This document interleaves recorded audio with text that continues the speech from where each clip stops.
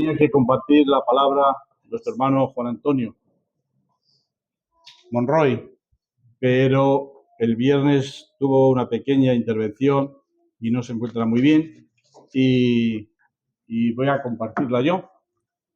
Todos sabemos que Juan Antonio ya es una persona con una edad avanzada y su deseo es seguir predicando, pero la naturaleza humana tiene sus límites. Vamos a seguir orando por él y a darle gracias al Señor por su vida y por su testimonio y por toda la obra que ha hecho no solamente en Madrid, sino en España y en gran parte del mundo. Esta mañana voy a predicar sobre un tema que es el propósito de nuestra vida. He leído el texto en Génesis capítulo 3, versículos 1 al 6, porque está relacionado con ello. Pero antes de pasar a la exposición, voy a hacer un relato comparando dos personas. Vamos a comparar, por un lado, a Alejandro Magno, al cual creo que todos conocéis, os suena, que era un general griego con grandes victorias y grandes hazañas. Y por otro lado, vamos a compararle a Alejandro, vamos a compararle con Jesús. Jesús el carpintero, aquel niño sencillo que nació en Belén. Fijaros, ambos murieron a la edad de 33 años. Alejandro, sin embargo, vivió y murió para sí mismo. Jesús vivió para los demás y murió por ti y por mí. Alejandro murió en un trono y Jesús murió en una cruz. La vida de Alejandro consistía en dirigir numerosos ejércitos. Conquistó 10 ciudades para sí mismo. Jesús, en cambio, solo tenía 12 discípulos y a veces incluso hasta estaba solo. Alejandro ensangrentó el mundo con sus conquistas. Jesús dio su propia sangre. Alejandro murió en Babilonia. Jesús en el monte del Calvario. Alejandro ganó todo para sí. Jesús se dio a sí mismo por los demás. Alejandro esclavizó a muchos hombres. Jesús, sin embargo, los libertó. ¿Verdad que la vida de Alejandro y de Jesús tienen propósitos diferentes? Uno nació para coger poder. Otro nació para dar todo el poder a nosotros, a sus criaturas. Pues al igual que la vida de Jesús y la vida de Alejandro tuvieron un propósito, nuestras vidas también tienen un propósito. No sé si todos habréis llegado a descubrir cuál es vuestro propósito a nivel personal. ¿Qué es lo que en la vida tenéis como objetivo? Me refiero en la vida carnal, en la vida temporal. A lo mejor algunos todavía no han descubierto cuál es su propósito, pero todos tenemos un propósito al estar aquí, porque Dios nos ha traído para algo y nos ha dado unos dones y unos valores para algo, no simplemente para ver nacer, morir y fuera todo lo demás. ¿Sabes cuál es tu propósito? Es preocupante, pero una gran mayoría de las personas no saben cuál es su propósito. Vamos a hacer un pequeño repaso del por qué. Fijaros, después de ser creados Adán y Eva, Dios le dio a escoger si comer del árbol de la vida o si comer del árbol de la ciencia del bien y del mal. Pero ahí se cruzó por medio un tentador. En Génesis 3:1 vemos que el tentador no era cualquiera, era alguien muy astuto. Y nos muestra su astucia cuando la tentación empieza con una mentira. Con que Dios os ha dicho que no comáis de todo árbol del huerto. Dios no había dicho eso, que no comieran de todo árbol del huerto. Solamente le había dicho que no comieran de uno. Mas, como no estaba convencido de su mentira, hizo otra mentira, en los versículos 4 y 5.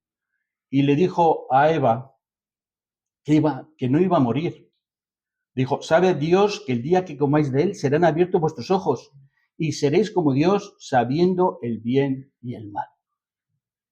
Dijo que no iba a morir a pesar de que, porque ella dijo que si comiéramos de ese árbol moriríamos.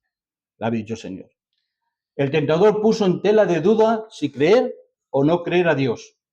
Recordemos que Adán y Eva acababan de ser creados y ante semejante perspectiva del tentador no podían estar seguros si Dios les dijo la verdad o por si el contrario les mintió. Podemos decir que le conocían poco a Dios, les acababa de crear. Entonces no sabían muy bien si todo lo que Dios había dicho era verdad o no era verdad. Igual nos ocurre a nosotros cuando ante los mandamientos de Dios pensamos, ¿será verdad que si no hacemos lo que nos dicen, moriremos? Pero en nuestro caso, nuestra culpa es mayor que la de nuestros primeros padres. ¿Por qué? Porque nosotros llevamos muchos años de conocimiento y sabemos mucho de la historia de Jesús, de la vida de Jesús, y sabemos que Jesús nunca mintió, que lo que él dijo siempre se cumplió. Ahora ya podéis decir, pues es que la acabamos de conocer, pero nosotros sabemos que Dios nunca miente, que Él siempre cumple.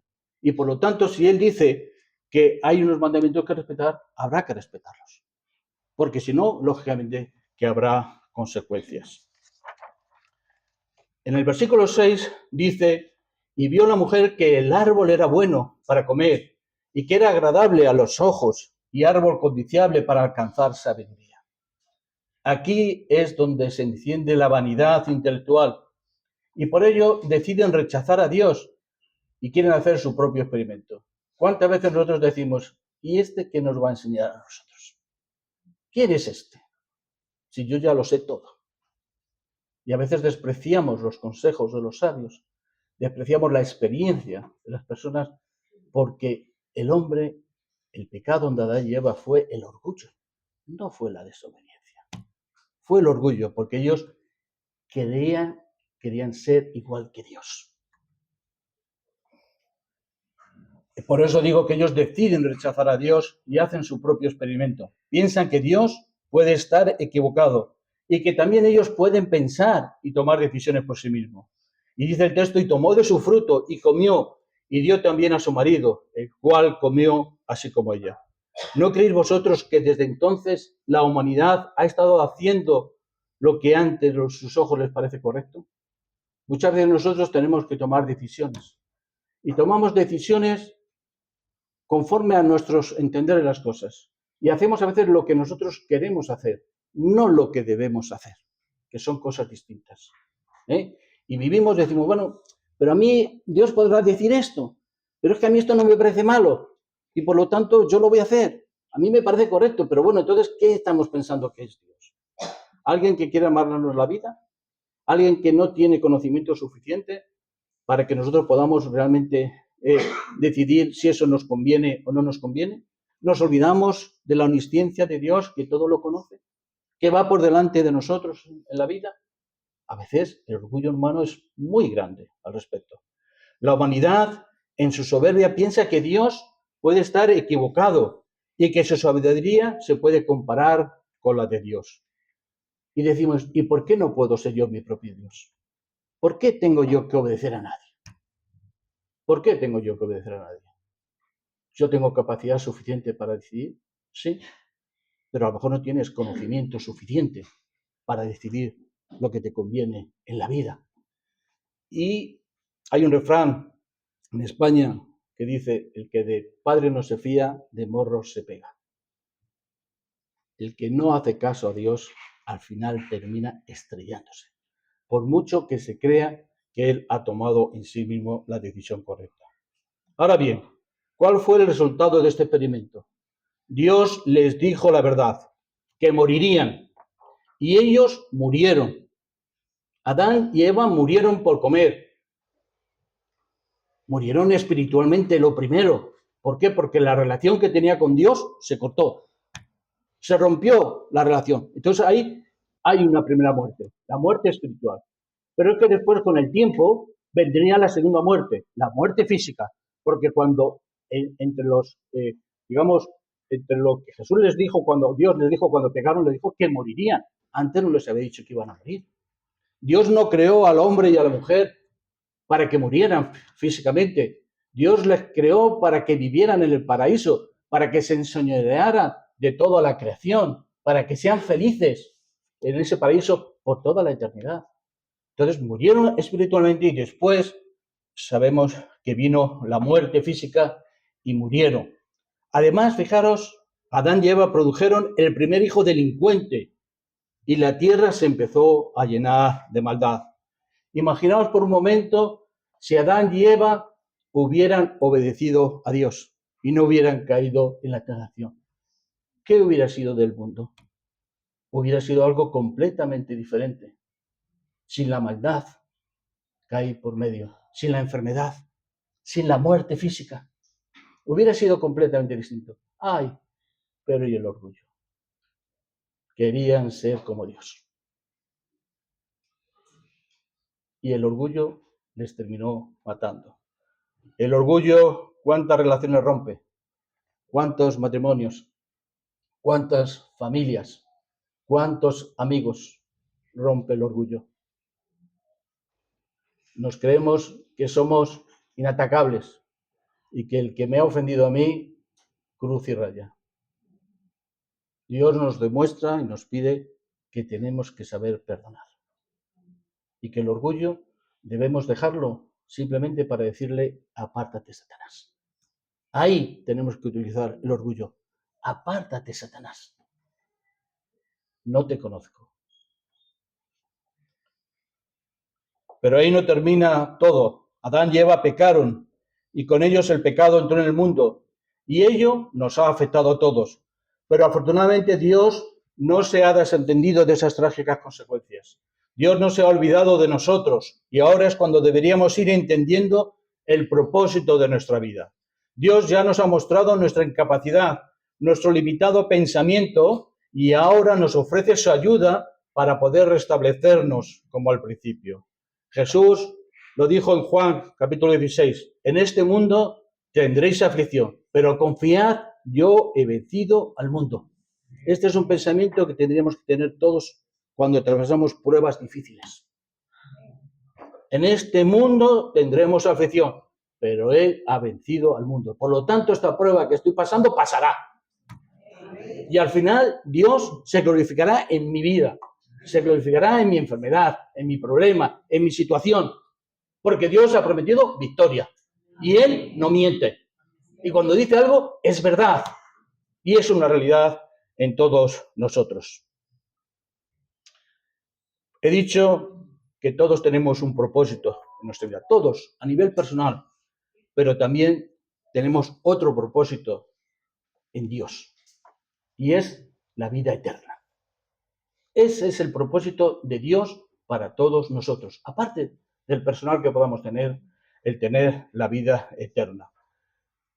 Este fue el propósito desde el principio, pero lamentablemente nosotros lo hemos desvirtuado. Tratemos de captar esta verdad espiritual. Dios quiere que seamos ciudadanos del cielo. Es verdad, Dios quiere que seamos así. Y esto debe ser para nosotros una verdad maravillosa y grandiosa. Y deberíamos llenarnos de alegría y de gozo sabiendo que lo que Dios quiere es el cielo eterno para nosotros. Dios no quiere esta tierra, este sufrimiento, esto que estamos pasando. Dios nos creó para heredar el cielo, para ir al cielo. Si nosotros comprendemos esta verdad espiritual, no viviríamos como vivimos y en nuestra vida tendríamos otras prioridades y otras formas de enfocarla. Veríamos la plenitud de la vida desde las alturas del esplendor celestial. No vivimos solos para morir, no vivimos solo para pasar un tiempo en esta tierra, sino para trascender a todo esto, para vivir eternamente conforme era el propósito de Dios cuando Dios nos creó. Solamente, fijaros, el hecho de haber nacido ya es una buena noticia. ¿Y por qué es una buena noticia el hecho de que hayamos nacido? A uno dirá, ¿cómo puede ser una buena noticia si lo estoy pasando fatal? Pues sí, es una noticia porque el propósito de Dios es que vivamos eternamente en el cielo. Si no hubiéramos nacido, no iríamos al cielo. Por lo tanto, si estamos vivos es por algo. Porque Dios tiene un propósito en nuestra vida y es la felicidad eterna. Dejemos, por tanto, que Cristo sea el centro de nuestra vida. Y así, con ello, nuestros ojos se abrirán y podremos contemplar el gran propósito por el cual hemos sido creados. Repito, vida eterna. Y cuando realmente seamos capaces de entender que ese es el propósito para el cual Dios nos ha creado, nos alegraremos, como dice Pedro, con gozo inefable y glorioso. Ahora bien, Dios no solo quiere darnos vida eterna después de nuestra muerte física. Como ya he predicado en 2 ocasiones, Dios también quiere que en esta tierra tengamos una vida abundante. Una vida abundante, es decir, que alcancemos el éxito también en nuestro diario vivir. Aquí, en la tierra, quiere que seamos felices y que alcancemos el éxito. Pero veremos cómo podemos alcanzar ese éxito. Un escritor, Bernard Shaw, escribió algo interesante que nos puede hacer reflexionar. Dice, el año tiene 365 días, de 24 horas cada uno. De las 24 horas, 12 son parte de la noche y suman un total de 182 días. Por lo tanto, solo quedan 183 días hábiles. Si restamos los 52 domingos del año, quedan 131. Menos 52 sábados, quedan tan solo 74 días hábiles. También se debe tomar en cuenta que 4 horas diarias se utiliza para la alimentación y el descanso personal. Sumando, nos da un total de 60 días, por lo cual solamente nos quedarían 19 días hábiles. Pero como se goza, él es americano, de 15 días de vacaciones, nosotros tenemos 30, o sea que habría que, nos saldría negativo a nosotros, solamente nos quedarían 4 días hábiles, menos 3 días de permiso por alguna enfermedad, nos queda tan solo un día de trabajo. Pero justamente ese día es precisamente el Día Internacional del Trabajador. Y por lo tanto, tampoco se trabaja. ¿Qué es lo que nos quiere decir Bernard Shaw con esta exagerada narración? Pues nos muestra una realidad de la vida del hombre, que no tenemos éxito en nuestra vida porque estamos convencidos de que no tenemos tiempo para alcanzarlo. Es decir, no nos empleamos a fondo para ello. Y a veces digo, bueno, como no sabemos cuándo vamos a morir, no sabemos cuándo esto, pues ¿para qué? Vamos a seguir vegetando, limitándonos, volando como las gallinas en vez de como las aves, como las águilas, etcétera, etcétera. Pensemos por un momento, ¿qué es el éxito? ¿Qué es el éxito personal? ¿Lo hemos alcanzado? El Salmo 30, el versículo 4 a 7 nos dice, cantad a Jehová vosotros sus santos y celebrad la memoria de su santidad, porque un momento será su ira, pero su favor dura toda la vida. Por la noche durará el lloro y a la mañana vendrá la alegría. En mi prosperidad dije yo, no seré jamás conmovido, porque tú, Jehová, con tu favor me afirmaste como monte fuerte, escondiste tu rostro, fui turbado. En este salmo, el escritor utiliza la palabra prosperidad para referirse al éxito. Dice, en mi prosperidad, en mi éxito, dije yo, no seré jamás conmovido. ¿Cuántos de nosotros, los cristianos, podemos decir con toda firmeza que realmente hemos tenido éxito en nuestra vida? ¿Que realmente hemos llegado a desarrollar todas las potencias que Dios nos ha dado? ¿Todos los valores? Los jóvenes hoy día que les cuesta tanto trabajo prepararse, estudiarse, que se conforman, iba a decir, ¿verdad?, con ser carretilleros a lo mejor. ¿Realmente creéis que Dios, alguien tiene que hacer ese trabajo? Pero tú, nos hemos examinado cuáles son las potencias que Dios nos ha dado. Si podemos ser ingenieros, ¿por qué vamos a conformarnos con ser unos simples carretilleros? Claro, el esfuerzo en la vida. Pero el esfuerzo también trae recompensas. Yo muchas veces le digo a la gente joven, ningún trabajo es indigno, ninguno. Ningún trabajo es indigno. Lo que es indigno es robar. Lo que es indigno es no trabajar cuando estás trabajando. Si no te ve el jefe, te escondes y no trabajas. Eso es lo que es indigno. Pero no el trabajo en sí es indigno. Pero como yo les digo, ¿tú qué prefieres? ¿Estar en una oficina con calefacción en invierno y con aire acondicionado en verano? ¿O estarte en la calle cavando unas zanjas en invierno y en verano? ¿Qué prefieres? Hombre, si no te ha dado Dios muchos dones, pues a lo mejor es lo que te queda. Pero ¿realmente has examinado tu vida? ¿Has examinado lo que has hecho? Lo que Dios, las potencias que Dios te ha dado para llegar hacia arriba. Es una pena. Yo veo a la mayoría de los jóvenes perdidos. Y no digamos a los varones más perdidos que las mujeres. En el tema de los estudios, las mujeres dan sopas con ondas en el esfuerzo a los chicos. Y por eso digo, los años van pasando y creemos que no pasan, y pasan. Y al final analizamos, ¿realmente hemos llegado a tener éxito en lo que nosotros valíamos y en lo que nosotros podíamos en nuestra vida? La verdad es que, por desgracia, muchos no.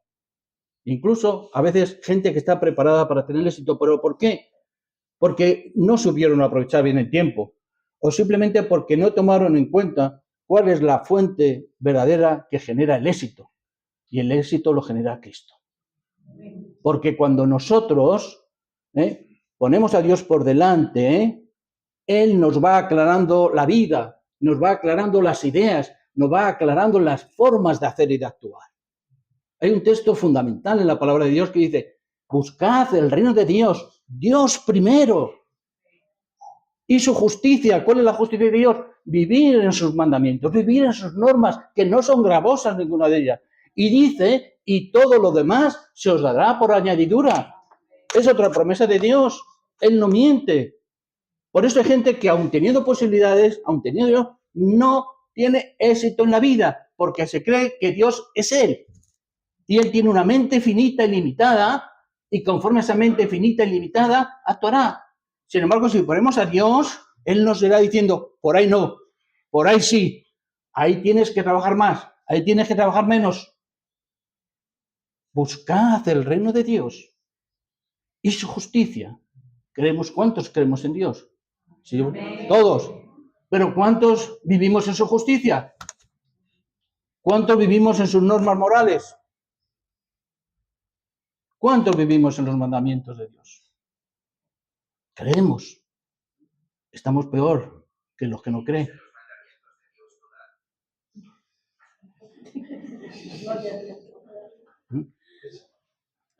Entonces, es importante saber quién genera esto. Y es tener a Dios, la mente de Dios aquí con nosotros. Existe en la Biblia el caso de un rey que su objetivo principal consistía en la adquisición de muchos bienes materiales y se afanó toda su vida y obtuvo fabulosas riquezas. Probó de todos los placeres para poder encontrar la prosperidad o el éxito. Y leemos así en Eclesiastés, en el capítulo 2, que este rey agradó a su carne, engrandeció obras, edificó casas, plantó viñas, tuvo huertos, jardines, plantó árboles de todo fruto, hizo estanques de agua, compró siervos y siervas, tuvo una gran cantidad de ganado, se llenó de plata, oro y tesoros preciados de todos los reyes, se deleitó en la música, aumentó su riqueza, tuvo mucha sabiduría, no negó a sus ojos ninguna cosa que deseara, ningún placer de su corazón, se negó, gozó de todo su trabajo y muchas cosas. Dice que hasta tuvo 300 esposas y 700 concubinas. Sin embargo, a pesar de ser uno de los reyes más ricos y poderosos de todos los tiempos, él se encontró con una triste realidad. En su vejez miró todas las obras que había hecho y el esfuerzo que había tomado para hacerlas y concluyó que todo fue en vano, que todo era aflicción de espíritu, sin provecho alguno. Sí, para esta vida, pero tampoco para esta vida. Y dijo, vanidad de vanidades, todo es vanidad.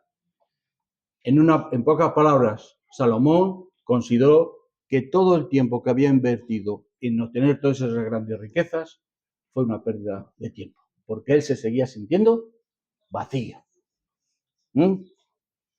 Porque este fue Salomón. Nos podríamos preguntar por qué el rey Salomón no encontró el verdadero éxito a pesar de hacer varios intentos con los experimentos más increíbles de su tiempo. La verdad es que la felicidad y el éxito están muy lejos del materialismo y también muy lejos de las leyes humanas. Pero por desgracia esto es también lo que pensamos la mayoría de nosotros, que el éxito y la felicidad está en lo material. Pero así lo pensamos porque no tenemos a veces todo ese material, todo ese dinero, todas esas cosas que añoramos, que vemos que otros tienen y pensamos que si nosotros tuviéramos eso, seríamos felices. Pero, ¿conocemos la vida de los que tienen todo eso que nosotros carecemos? ¿Conocemos la vida de los ricos, de los famosos? ¿Son felices? Una gran mayoría de ellos están metidos en las drogas. Una gran mayoría de ellos se suicida. Una gran mayoría de ellos tienen sus familias destruidas. Y sin embargo tienen todo lo material, todo lo que muchos de nosotros anhelamos y deseamos. De ahí, una verdad que debemos admitir es que Dios es un factor importante para nuestro éxito material, pero con Dios nuestro éxito material adquiere otra dimensión, y es que lo que tenemos no es nuestro, sino de Dios, que nosotros solo somos sus administradores y que nuestra felicidad está en compartir con aquellos menos favorecidos por la causa que sea. Dios no quiere que seamos pobres. Dios le gustaría que todos tuviéramos, pero que tuviéramos un corazón puesto en los demás, para compartir, para ayudar. Eso es lo que Dios quiere. Y hay gente que tiene dinero y dan muchísimo a la gente. Y estoy convencido de que dan gracias a Dios por tener posibilidades de ayudar a los demás. Pero a lo mejor decimos, oh, es que nosotros como somos pobres. Bueno, pero cada uno en la medida de sus posibilidades puede ayudar a los demás. Todo lo que tenemos, seamos poco o mucho, es de Dios. Y nosotros somos administradores y daremos cuenta a Él de la administración que hemos hecho de los bienes materiales que también Dios nos ha dado. Por lo tanto, no quiero que mi mensaje confunda a nadie. El que pueda llegar arriba, porque Dios le ha dado sus dones, que llegue.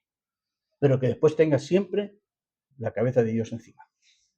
Y un corazón misericordioso, para saber que lo que tiene es gracias a Dios, para ayudar y compartir con los demás. Otros consideran que el estudio les garantiza el éxito anhelado, pero no es de todo cierto. Voltaire escribió más de 100 libros en contra del cristianismo, pero no podríamos asegurar que alcanzó el éxito anhelado, porque terminó en la miseria más angustiante y en una soledad absoluta. Él murió con 83 años. Murió, estaba envenenado por el opio, porque tenía cáncer en la próstata y en los testículos. Murió solo y murió con un gran sufrimiento. Y fijaros, fue un hombre muy reconocido. En Francia, incluso, cuando llegó la Revolución Francesa, desenterraron el cuerpo de Voltaire, le quitaron, sacaron el corazón y no sé qué otra parte, y el corazón está expuesto en la Biblioteca Nacional Francesa. O sea, era un hombre considerado por toda su sabiduría, pero sin embargo, ¿de qué le valió? Si murió, además incluso murió renegando de Dios, le pidieron que rechazara a Satanás y dijo cuando estaba, no tengo tiempo para eso, no quiero echarme más enemigos encima.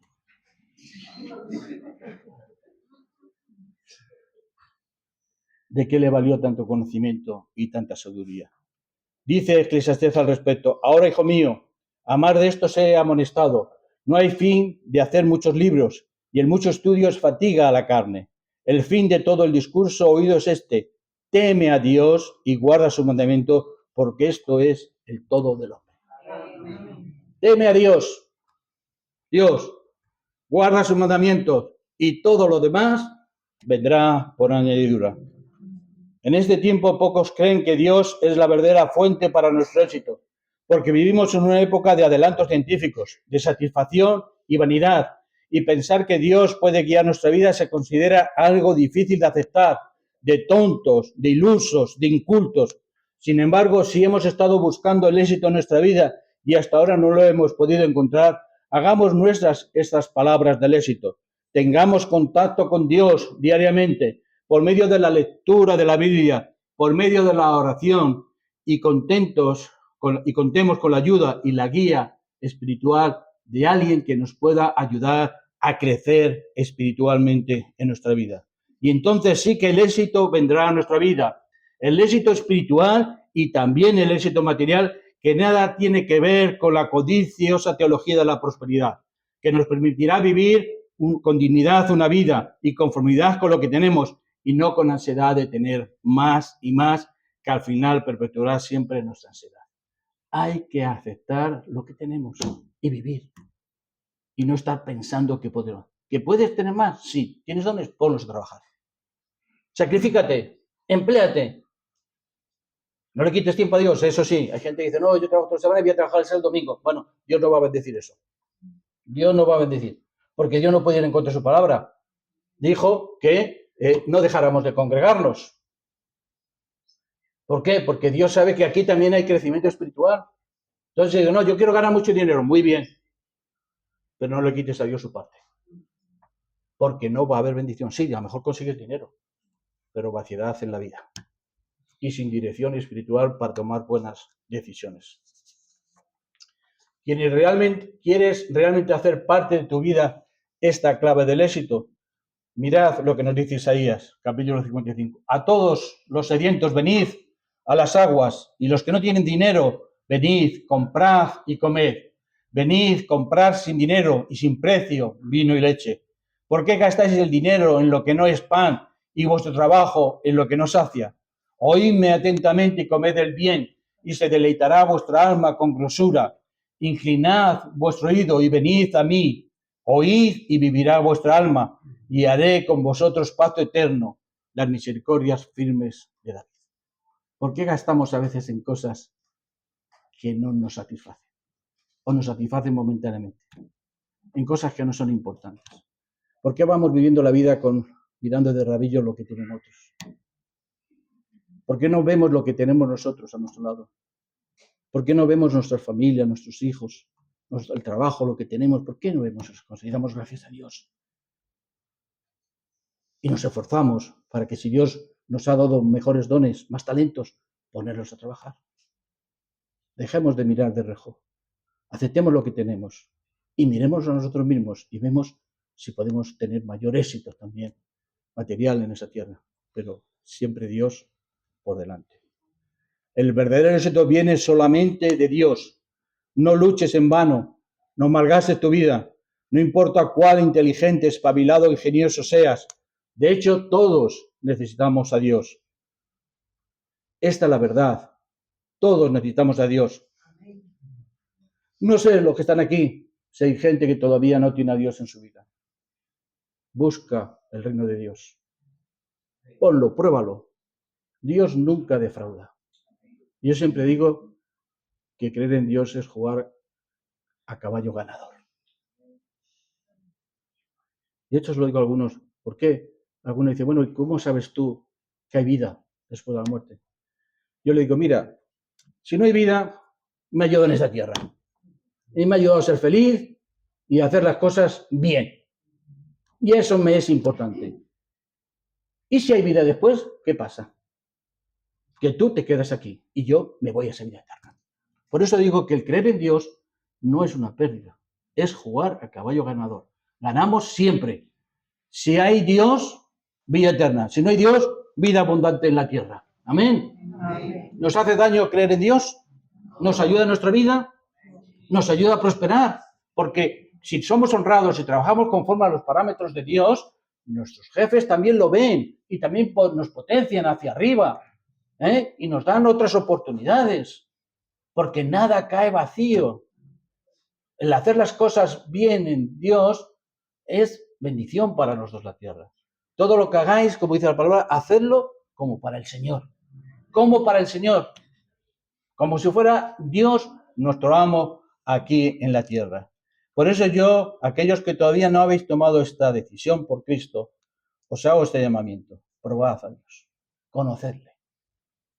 Sin prisas, sin tiempo, sin agobios. Pero permitidle que entre en vuestra vida. Que se enseñoree de vosotros. Y que vosotros le aceptéis como el Señor y el Salvador. ¿Por qué? Porque Dios tiene un propósito para cada uno de nosotros. Y es la vida eterna. Ese es el propósito. Que el Señor os bendiga. Amén.